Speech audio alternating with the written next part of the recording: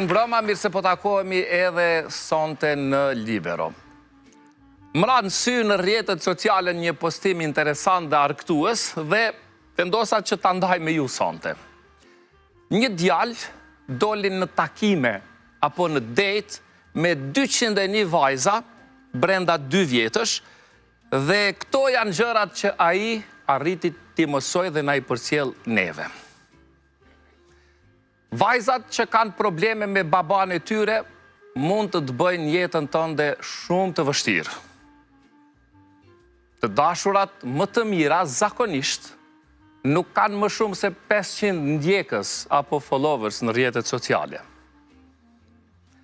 Ato që gatuajnë për ty janë ato që kujdesen vërtet për ty.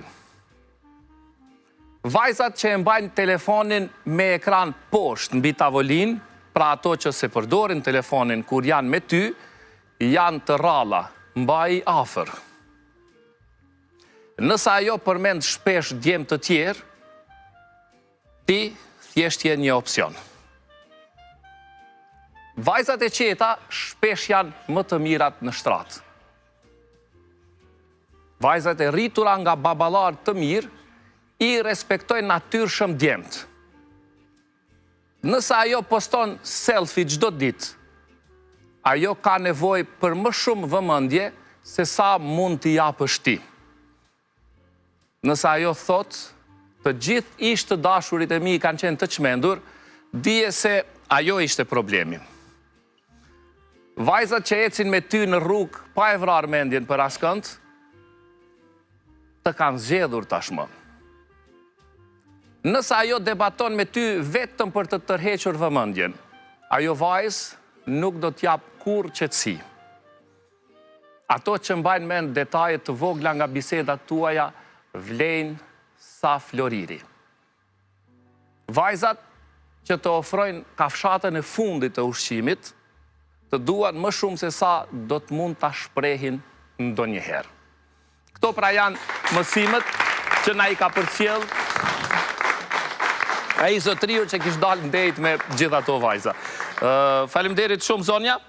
Besoj me shumicën prej tyre u pajtuat edhe ju. Me krejt? Okej, interesant. Nuk dija u pajtu bakalli se diçka po m'duket. Bakall u pajtove me shumicën apo jo? Është i pajtimit. Faleminderit shumë. Shikoj nderuar, sonte do të flasim për një temë që na prek të gjithëve çdo ditë. Shpesh pa e kuptuar. Kohëzgjatjen e përqëndrimit, apo siç njihet ndryshe, attention span.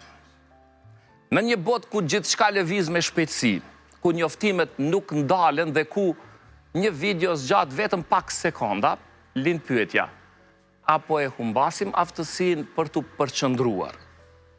A është teknologjia fajtore apo mënyra si ne e përdorim atë? A ndikon stresi, mënyra si mësojmë apo edhe stili ynë i jetesës në këtë problem? Gjatë këtij edicioni do të përpiqemi që të kuptojmë më thellë çfarë është përqëndrimi.